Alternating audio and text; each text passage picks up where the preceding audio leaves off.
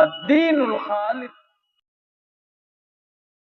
إن الحمد لله نحمده ونستعينه ونستغفره ونؤمن به ونتوكل عليه ونعوذ بالله من شرور أنفسنا ومن سيئات أعمالنا من يهده الله فلا مضل له ومن يضلله فلا هادي له وأشهد أن لا إله إلا الله وحده لا شريك له وأشهد أن محمدا عبده ورسوله أرسله بالحق بشيرا ونذيرا بين يدي الساعة من يطع الله ورسوله فقد رشد ومن يعصهما فإنه لا يضل إلا نفسه ولا يضل الله شيئا. أما بعد فإن خير الحديث كتاب الله وخير الهدي هدي محمد صلى الله عليه وسلم وشر الأمور محدثاتها وكل محدثة بدعة وكل بدعة ضلالة وكل ضلالة في النار. فأعوذ بالله السميع العليم من الشيطان الرجيم. ولقد خلقنا الإنسان ونعلم ما توسوس به نفسه ونحن أقرب إليه من حبل الوريد إذ يتلقى المتلقيان عن اليمين وعن الشمال قعيد ما يلفظ من قول إلا لديه رقيب عتيد. وجاءت سكرة الموت بالحق ذلك ما كنت منه تحيد ونفخ في الصور ذلك يوم الوعيد وجاءت كل نفس معها سائق وشهيد. لقد كنت في غفلة من هذا فكشفنا عنك غطاءك فبصرك اليوم حديد. وقال قرينه هذا ما لدي عتيد. ألقيا في جهنم كل كفار عنيد مناع للخير معتد مريب. الذي جعل مع الله إلها آخر فألقياه في العذاب الشديد. قال قرينه ربنا ما أطغيته ولكن كان في ضلال بعيد. قال لا تختصموا لدي وقد قدمت إليكم بالوعيد ما يبدل القول لدي وما أنا بظلام للعبيد. وقال جل وعلا إن الذين يحبون أن تشيع الفاحشة في الذين آمنوا لهم عذاب أليم في الدنيا والآخرة والله يعلم وأنتم لا تعلمون.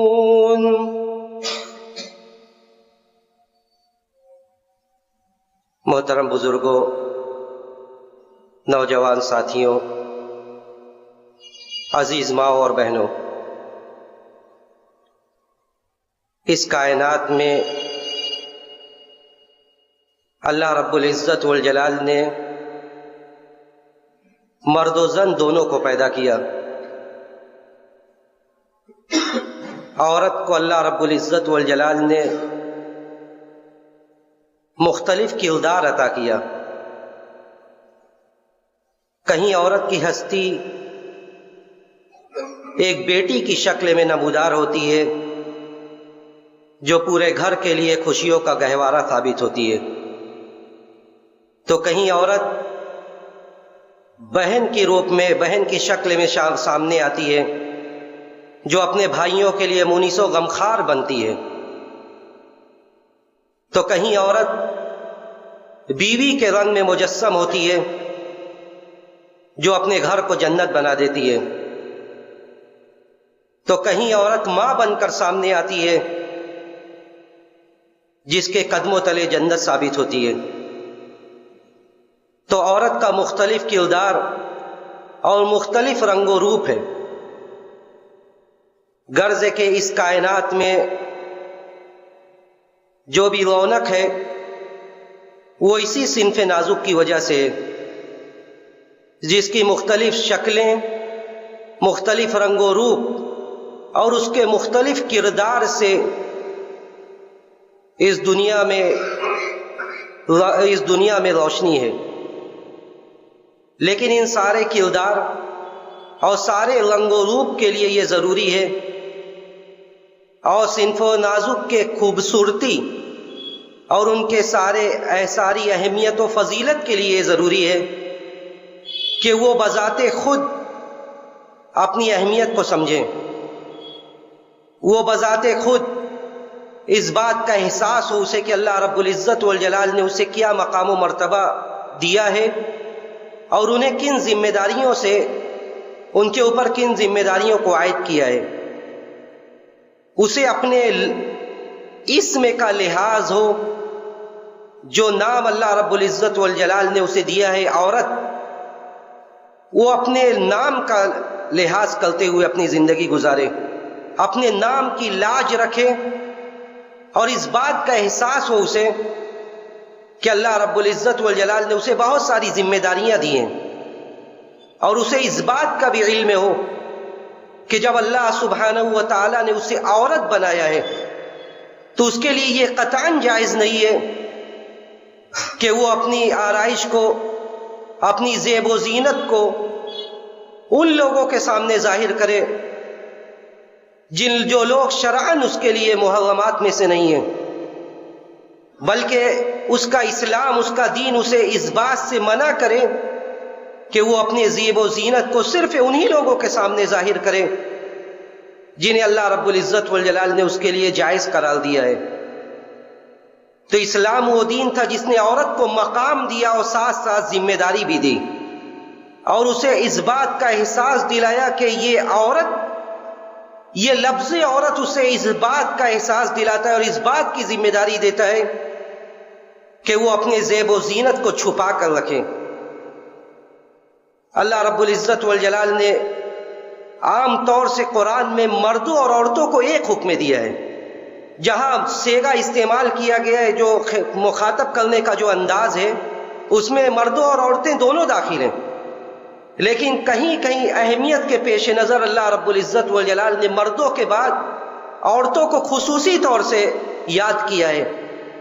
سورہ نور میں اللہ رب العزت والجلال نے جب مردوں کو اس بات کا حکم دیا کہ وہ اپنی نگاہوں کو پست رکھیں، اپنی شرمگاہوں کی حفاظت کریں، اللہ رب العزت والجلال نے فوراً عورتوں کو الگ سے یاد کیا اور یہ کہا کہ وَقُلْ لِلْمُؤْمِنَاتِ يَغْضُضْنَ مِنْ أَبْصَارِهِنَّ وَيَحْفَظْنَ فُرُوجَهُنَّ وَلَا يُبْدِينَ زِينَتَهُنَّ إِلَّا مَا ظَهَرَ مِنْهَا. اے نبی، آپ مومنہ عورتوں سے یہ کہہ دیجئے وَقُلْ لِلْمُؤْمِنَاتِ يَغْضُضْنَ مِنْ أَبْصَارِهِنَّ، اے نبی آپ مومنہ عورتوں سے یہ کہہ دیجئے کہ وہ اپنے نگاہوں کو پست رکھیں، وَيَحْفَظْنَ فُرُوجَهُنَّ، اپنے شرمگاہوں کی حفاظت کریں، وَلَا يُبْدِينَ زِينَتَهُنَّ، اور اپنے زیب و زینت کا اظہار نہ کریں، إِلَّا مَا ظَهَرَ مِنْهَا، سوائے وہ زیب و زینت جو خود بخود ظاہر ہو جا رہی ہے، وہ قصداً اپنے زیب و زینت کو وہ ظاہر نہ کریں.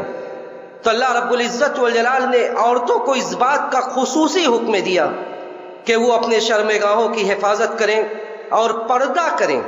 حجاب کی آیات نازل ہوئی، اللہ رب العزت والجلال نے حجاب کی آیات نازل فرمائی اور عورتوں کو خصوصی طور سے اس بات کا حکم دیا گیا کہ وہ پردہ کریں، نگاہوں کی حفاظت کریں، اپنے عفت و عصمت کی حفاظت فرمائیں.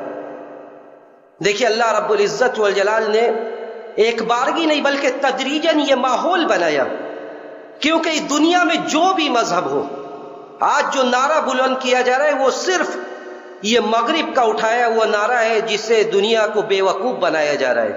ورنہ آپ دنیا کے کسی بھی مذہب کو دیکھیے تو آپ کو یہ اندازہ ہوگا کہ دنیا کا ہر مذہب وہ عورتوں سے یہی چاہتا ہے کہ وہ اپنے زیب و زینت کا اظہار نہ کرتی پھریں بلکہ وہ پردہ کریں.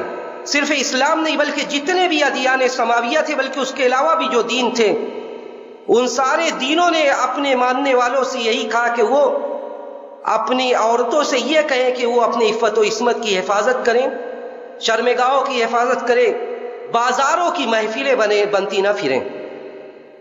آپ 19ویں صدی سے قبل دیکھتے جائیے جتنے بھی مذہب تھے جو آج تحریر المرأہ، عورت کی آزادی کا نعرہ بلند کرتے، ان سارے مذاہب میں عورتوں کی جو شکلیں تھی، ان کے جو پردے کا انداز تھا، پورا سر سے لے کر پیر تک وہ کور کرتی تھی، پردہ کرتی تھی۔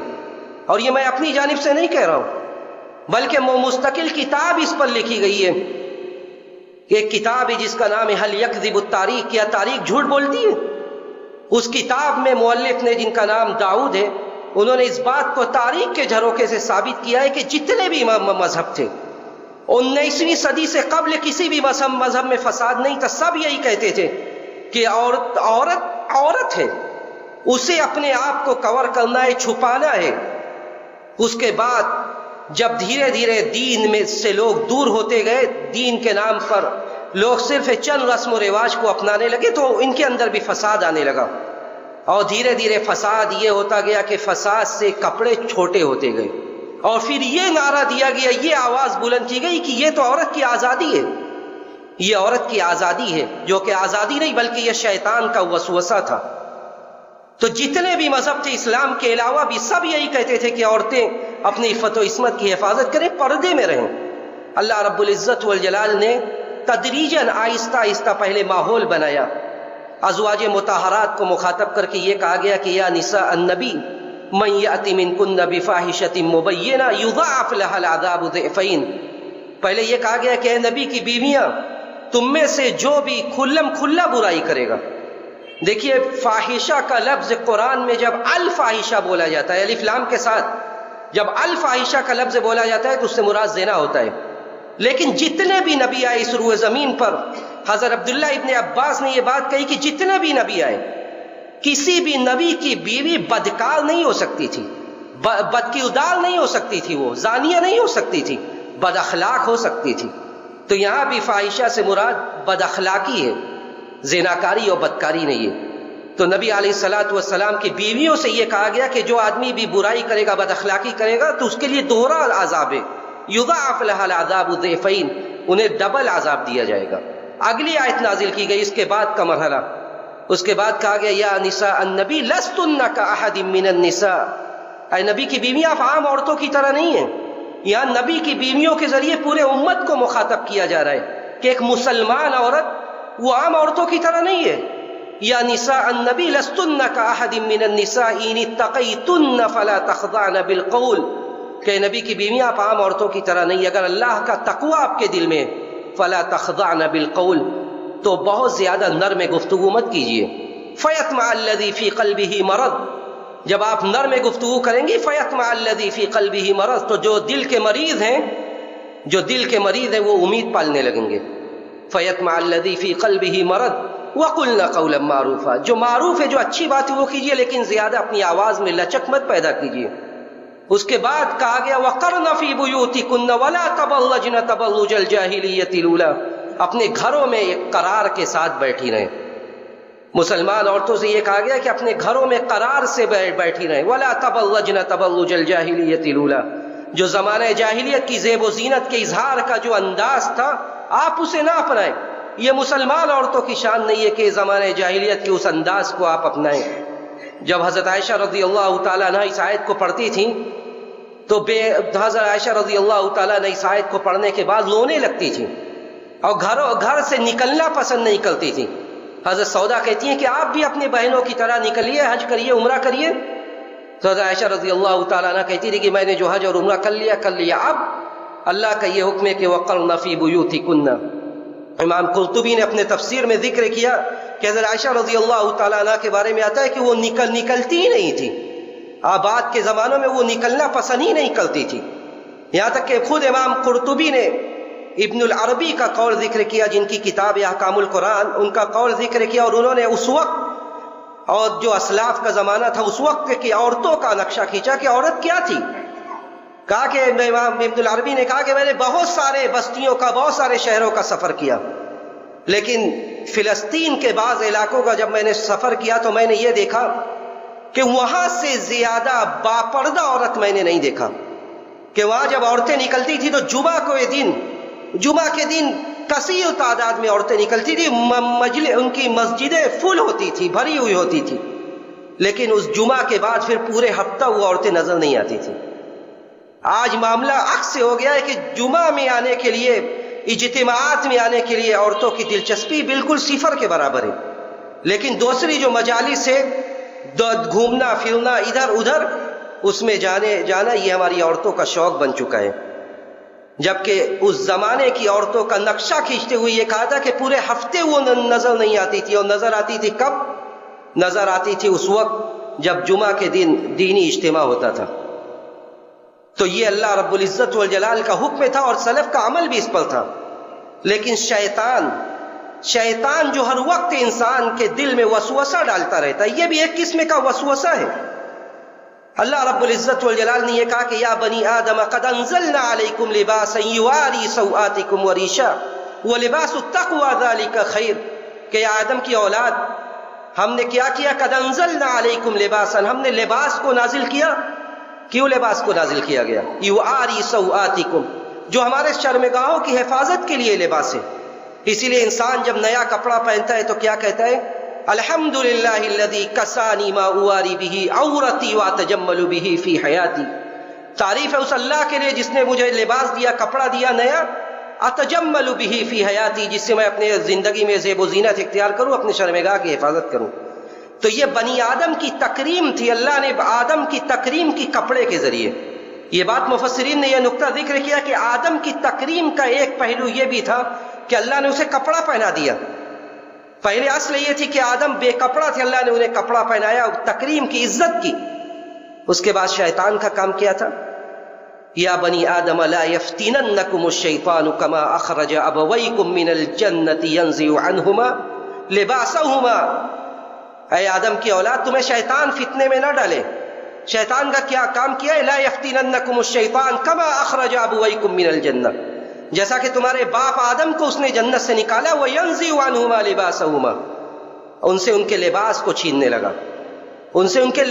چھیننے لگا، گویا کہ لباس کا چھیننا، لباس کا کم ہونا اور بے پردگی یہ شیطانی وسوسہ ہے اور شیطان کا کھیل ہے، جو شیطانی شکل میں اور اپنے چیلوں کو جو انسانی شکل میں دنیا میں اس نے چھوڑ رکھا ہے، وہی اس بات کا وسوسہ لوگوں کے دلوں میں پیدا کرتے کہ یہ عورتوں کی آزادی ہے، ورنہ یہ عورتوں کی آزادی نہیں، بلکہ اس بہانے اور اس کھیل اور تماشے سے دنیا کے ہاتھوں میں عورت کو ایک کھلونا بنا دیا گیا۔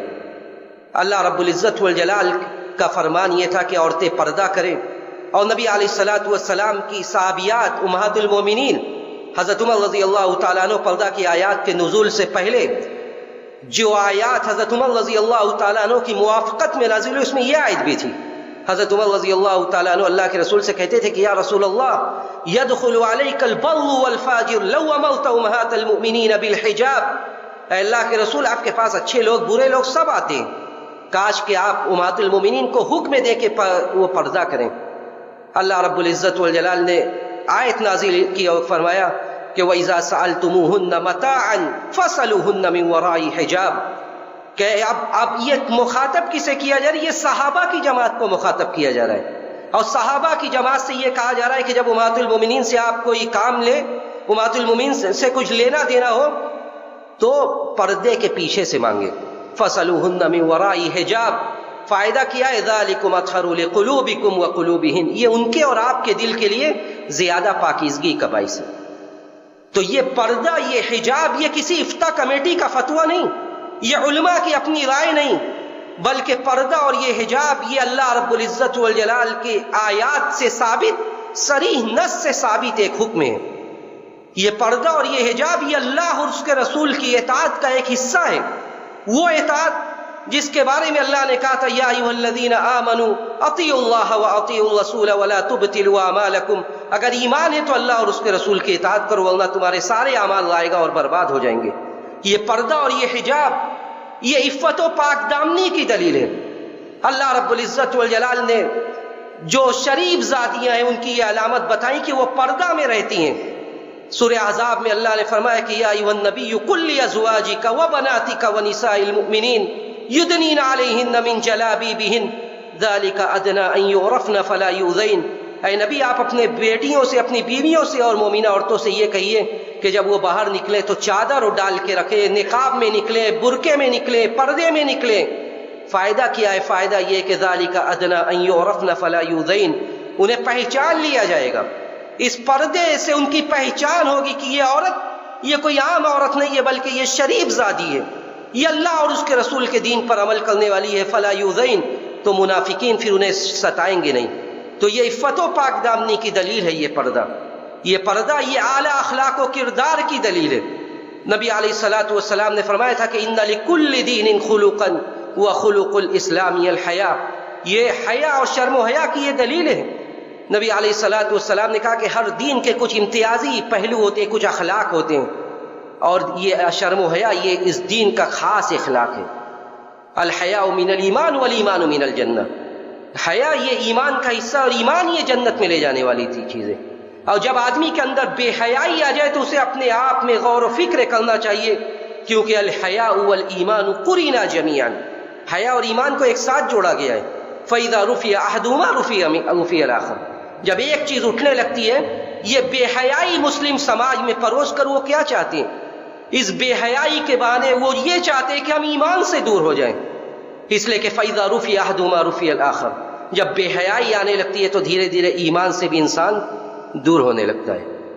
تو یہ عفت و پاک دامنی کی دلیل ہے، یہ غیرت کی دلیل ہے. یہ پردہ یہ غیرت کی دلیل ہے. اللہ کے رسول صلی اللہ علیہ وسلم کی صحابیات کیسی تھی؟ خود ام المومنین حضرت عائشہ رضی اللہ تعالیٰ عنہ کہتی ہیں کہ جب تک میرے حجرے میں صرف نبی علیہ الصلوۃ والسلام اور میرے باپ ابو بکر مدفون تھے، تو میں جب اندر آتی تھی تو میں اپنی اوپر کی چادر نکال لیتی تھی. لیکن جب حضرت عمر بھی وہاں پہ دفن ہو گئے تو پھر مجھے شرم آتی تھی. میں جب اندر آتی تھی تب بھی میں اپنی اوپر کی چادر نہیں نکالتی تھی. یہ غیرت تھی. ایک عورت شرم و حیا، پردہ اس کا زندگی کا ایک حصہ ہوتا ہے جو ہر وقت وہ اپنے ساتھ رکھتی ہے. ام خلاد نامی ایک عورت آتی ہے اللہ کے رسول کے پاس، جو آ کر اپنے مقتول بیٹے کے بارے میں پوچھتی ہے. اس کا بیٹا شہید ہو چکا ہے تو وہ ہوتا ہے اپنے بیٹے کے بارے میں پوچھنے کے لیے آتی ہے کہ میرے بیٹے کی کیا حال ہے. اور ہاں آتی ہے اس حال میں کہ وہ پردہ کیے ہوتی ہے. صحابہ اکرام بڑا تعجب میں پڑتے کہ اس حال میں بھی پردے سے ہو تم. تو وہ کہتی ہے کہ میرا بیٹا قتل ہوا ہے، میری حیا نہیں قتل ہوئی ہے. میرا بیٹا قتل ہوا ہے، میری حیا باقی ہے ابھی. تو یہ اللہ رب العزت والجلال نے جن صحابہ کو نبی کی صحبت کے لیے اختیار کیا تھا، ان کے سماج اور سوسائٹی کی حال یہ تھی. تو پردہ کیسا ہو؟ پردہ اور حجاب یہ اللہ کا حکم ہے تو یہ کیسا ہو؟ دیکھیے، پردہ اور حجاب جب شریعت کا حکم ہے تو وہ شریعت کے مطابق ہونا چاہیے، اور اس کے لیے اس کا چند کنڈیشن ہے، شرائط ہے. پہلی بات یہ کہ پردہ سر سے لے کر پیر تک پردہ ہو. حضرت ام سلمہ رضی اللہ تعالیٰ عنہ اللہ کے رسول سے کہتی ہیں کہ اللہ کے رسول، میں ایسی عورت ہوں، انی امرأۃ اطیل ذیلی وامشی فی المکان القذر. میں ایسی عورت ہوں کہ میں اپنا بہت زیادہ لمبا کپڑا پہنتی ہوں اوپر کا، اور پھر جب گندے جگہوں پر چلتی ہوں تو گندگی لگ جاتی ہے. تو اللہ کے رسول نے کیا کہا کہ چھوٹا کر لو. اللہ کے رسول نے کہا یطہرہ فما بعدہ، جو آگے کی زمین پاک ملے گی وہ تمہارے اس کپڑے کو پاک کر دے گی، لیکن اتنا ہی رکھو. کیونکہ شریعت نے کہا وَلَا يَضْرِبْنَ بِأَرْجُلِهِنَّ لِيُعْلَمَ مَا يُخْفِينَ مِنْ زِينَتِهِنَّ. اپنے قدموں کو مار مار کر زمین پر نہ چلو کہ جو زیب و زینت ہے آپ کے اندر وہ سب کو پتہ چلے. اسی طرح پردہ ایسا نہ ہو کہ اس سے اندر کی چیزیں، اندر کے کپڑے نظر آئیں، جو اس قدر باریک نہ ہو، نہ تو ایسے تنگ ہو، نہ تو ایسے باریک ہو، نہ ایسے تنگ ہو کہ جسمانی نشے و فراز ظاہر ہو. نبی علیہ الصلوۃ والسلام نے کہا تھا کہ صنفان من امتی، صنفان من اہل النار لم اراہما قوم معہم سیات کاذناب البقر. دو ایسے جہنمیوں کی قسم ہے جس کو میں نے ابھی دیکھا نہیں ہے. ایک تو وہ جن کے پاس کوڑے ہوں گے، گائے کے دم کی طرح کوڑے ہوں گے، یضربون بہ الناس، جس سے وہ لوگوں کو ماریں گے. اور دوسری وہ جہنمی عورتیں، نساء کاسیات عاریات ممیلات مائلات. اور دوسری وہ عورتیں جو کپڑا پہننے کے بعد بھی برہنہ ہوں گی، کپڑا پہننے کے بعد بھی وہ برہنہ ہوں گی. ان کا کپڑا پہننا نہ پہننا، ان کا پردہ کرنا نہ کرنا، یہ سب برابر ہوگا. اس قدر تنگ ہوگا کہ پورا جسم کا نشیب و فراز ظاہر ہو، معاذ اللہ. تو اللہ کے نبی علیہ الصلوۃ والسلام نے کہا کہ ایسی عورتیں نساء کاسیات عاریات، پہننے کے باوجود بھی وہ برہنہ ہوں گی، اور ان کا حال کیا ہوگا؟ لا يدخلن الجنت ولا یجدن ریحھا، وہ نہ تو جنت میں داخل ہوں گی، نہ جنت کی خوشبو تک انہیں ملے گی. اس لیے اتنا باریک نہ ہو، ایسا تنگ نہ ہو کہ جو انسان کے، جو عورتوں کے پورے جسمانی نشیب و فراز کو ظاہر کرے. اسی طرح ایسا پردہ بھی نہ ہو جو کفار سے مشابہ ہو، ایسا پردہ بھی نہ ہو جو شہرت کا باعث بنے، ایسا بھی نہ ہو کہ اس کی وجہ سے وہ اس کی تشہیر ہو کہ یہ اس نے اس طرح پردہ کیا. جو نارمل انداز ہے اس طرح پردہ ہونا چاہیے. اسی لیے بنو تمیم کی عورتیں جب حضرت عائشہ رضی اللہ تعالی عنہا کے پاس آتی ہیں، آ کر آتی ہیں اور حضرت عائشہ رضی اللہ تعالی عنہا ان کا کپڑا دیکھتی ہیں اس طرح جو بڑے باریک ہوتے ہیں. اللہ کے رسول صلی اللہ علیہ وسلم کی یہ زوجہ محترمہ ام المومنین فوراً نصیحت کرتی ہیں اور کہتی ہیں کہ ان کن نساء المؤمنات فہذا لیس بلباس المؤمنات، اگر تم مسلمان عورت ہو تو یہ تمہارا لباس نہیں ہے، اگر تم مسلمان عورت ہو تو یہ تمہارا لباس نہیں ہے. وَإِن كُنتُنَّ غَيْرَ مُسْلِمَاتٍ، اور اگر تم مسلمان نہیں ہو فَتَمَتَّعْنَا بِهَا، تو جیسے چاہو ویسے مزے لو اس کپڑے سے، لیکن اگر مسلمان ہو تو اسلامی ضابطے کے مطابق زندگی گزارنا یہ ضروری ہے، کیونکہ پردہ یہ اللہ رب العزت والجلال کا حکم ہے، قرآن کے نص صریح سے ثابت ہے. اور جب 5 ہجری میں ہجرت کے 5ویں سال جب پردے کا حکم نازل ہوتا ہے تو ساری مسلمان عورتیں پردہ کرنے لگتی ہیں. یہ ایک اچھی بات ہے کہ آج اس کے لیے لوگ آواز اٹھا رہے ہیں، اپنے موبائلوں پر اسٹیٹس لگا رہے ہیں. لیکن معاملہ صرف یہیں تک نہیں ہے، بلکہ معاملہ یہ کہ ہم اسلامی تشخص کو بچانے کی ذمہ داری ہماری ہے. جو اسلامی تعلیمات پر عمل کرنا یہ ہماری ذمہ داری ہے.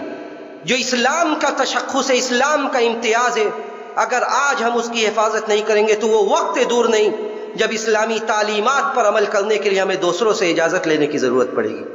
تو آج صرف معاملہ اسٹیٹس تک نہیں، آج صرف معاملہ سوشل میڈیا تک رہنے کی ضرورت نہیں ہے، بلکہ ذمہ داری ہماری یہ کہ ہم اپنے گھر کی عورتوں کو کتنا پردہ کراتے ہیں، ہمارے گھر کی عورتوں کے پردے کا کیا حال ہے، ان کی عفت و پاک دامنی کی کیا کنڈیشن ہے. یہ ساری باتیں ایک مسلمان ہونے کی حیثیت سے ہماری ذمہ داری ہے، اور حالات ہم سے یہی کہہ رہے ہیں کہ ہم حالات سے سیکھیں، اپنے تشخص اور اپنی تعلیمات کے محافظ ہم خود بنیں. دوسرے کوئی ہمارے تعلیم کی حفاظت کرنے کے لیے نہیں آئیں گے، ہماری دینی شاعر کی ذمہ داری اور اس کی حفاظت کرنے کے لیے دوسرے لوگ نہیں آئیں گے.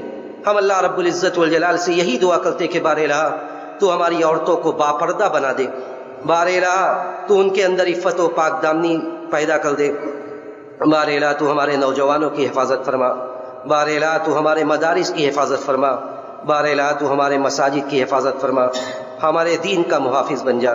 بار الہ ہم میں جو بے روزگار ہیں تو انہیں برسر روزگار کر دے. بار الہ جو مسلمانوں کے لیے برا ارادہ رکھتے ہیں تو ان کی خبر لے لے. بار الہ جو مسلمانوں کے لیے برا ارادہ رکھتے ہیں تو انہیں اپنی گرفت میں لے لے، ان کی اصلاح کر دے. بار الہ تو ہمیں دین پر ثابت قدمی نصیب فرما. جب ہمارا اس جان فانی سے جانے کا وقت آئے، سانسوں کے ڈور کے ٹوٹنے کا وقت آئے، تو ہمیں اس بات کی توفیق دے کہ ہمارا آخری کلمہ کلمہ توحید ہو. ربنا تقبل منا انك انت السميع العليم وتب علينا انك انت التواب الرحيم واخر دعوانا الحمد لله رب العالمين.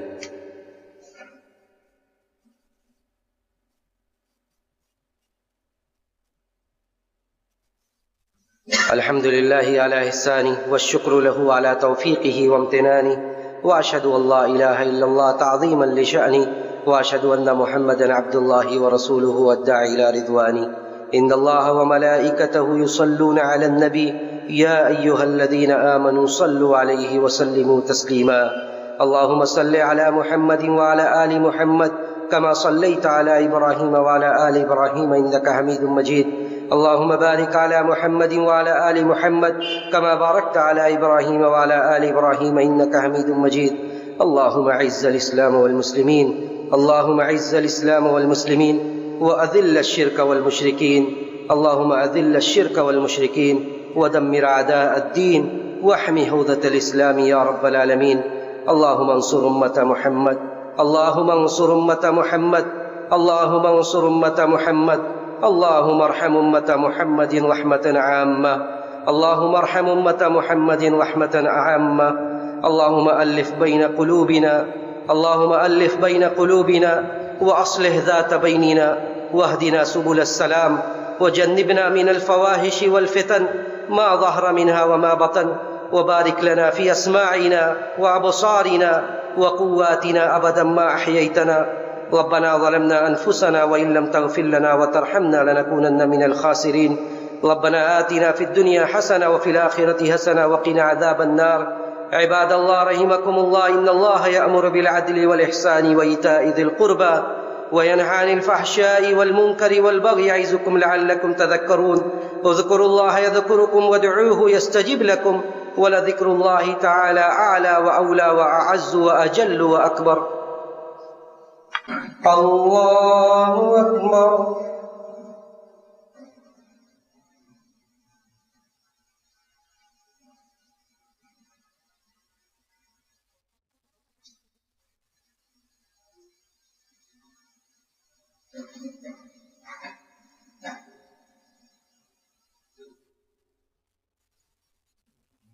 الحمد لله رب العالمين، الرحمن الرحيم، مالك يوم الدين، إياك نعبد وإياك نستعين، اهدنا الصراط المستقيم، صراط الذين أنعمت عليهم غير المغضوب عليهم ولا الضالين.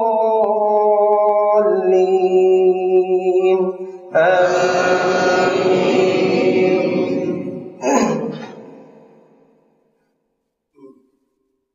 سبح اسم ربك الأعلى الذي خلق فسوى والذي قدر فهدى والذي أخرج المرعى فجعله غثاء أحوى. سنقرئك فلا تنسى إلا ما شاء الله، إنه يعلم الجهر وما يخفى. ونيسرك لليسرى فذكر إن نفعت الذكرى. سيذكر من يخشى ويتجنبها الأشقى الذي يصلى النار الكبرى ثم لا يموت فيها ولا يحيا. قد أفلح من تزكى وذكر اسم ربه فصلى. بل تؤثرون الحياة الدنيا والآخرة خير وأبقى. إن هذا لفي الصحف الأولى، صحف إبراهيم وموسى. الله أكبر.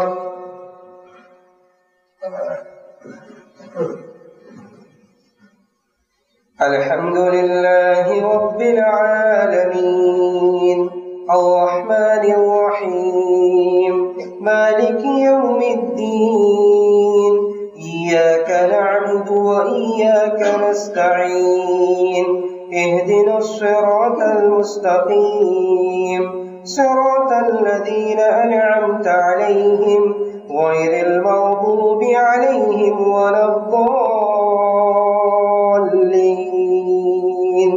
آمين.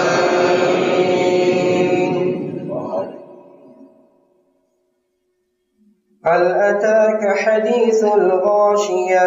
وجوه يومئذ خاشعة عاملة ناصبة تصلى نارا حامية تسقى من عين آنية ليس لهم طعام إلا من ضريع لا يسمن ولا يغني من جوع.